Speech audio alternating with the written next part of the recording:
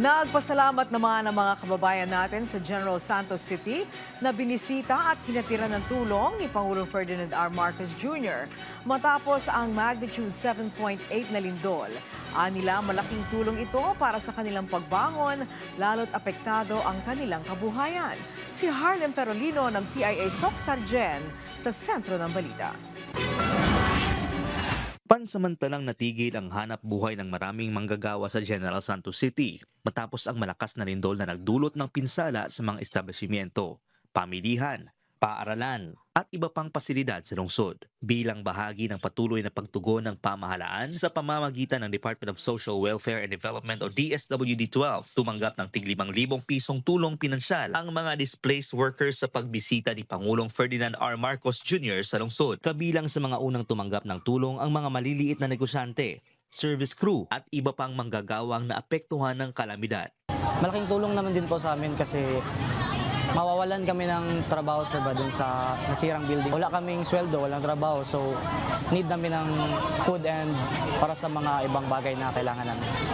Sana madagdagan pa yung mga tulong kasi maraming nangailangan. Tawid gutom, tsaka pang dagdag kapital kung kasi marami din nalugi sa amin.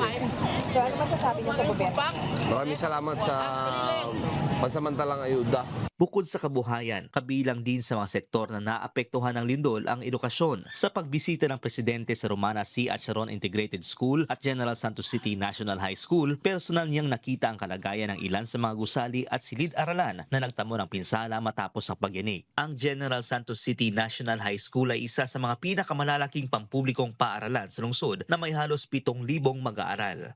To all our learners, no? So God is really good to all of us because God has really saved our lives during that day. Samantala, nagpapatuloy rin ang relief operations ng pamahalaan sa iba pang lugar na naapektuhan ng lindol. Sa Glan, Sarangani Province, nagpadala ang DSWD ng mga food packs sa pamamagitan ng airlift operation upang matiyak ang agarang paghahatid ng tulong sa mga komunidad na nahirapang maabot dahil sa mga landslide at pinsala sa mga kalsada. Sa ngayon ay isinailalim na rin sa state of calamity ang probinsya ng Sarangani at munisipalidad ng Jose Abad Santos sa Davao Occidental.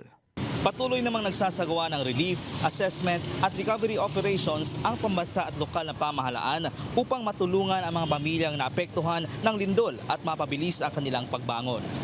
Mula rito sa General Santos City para sa Integrated State Media, Harlem Ferolino ng Philippine Information Agency, Soc-Sargen.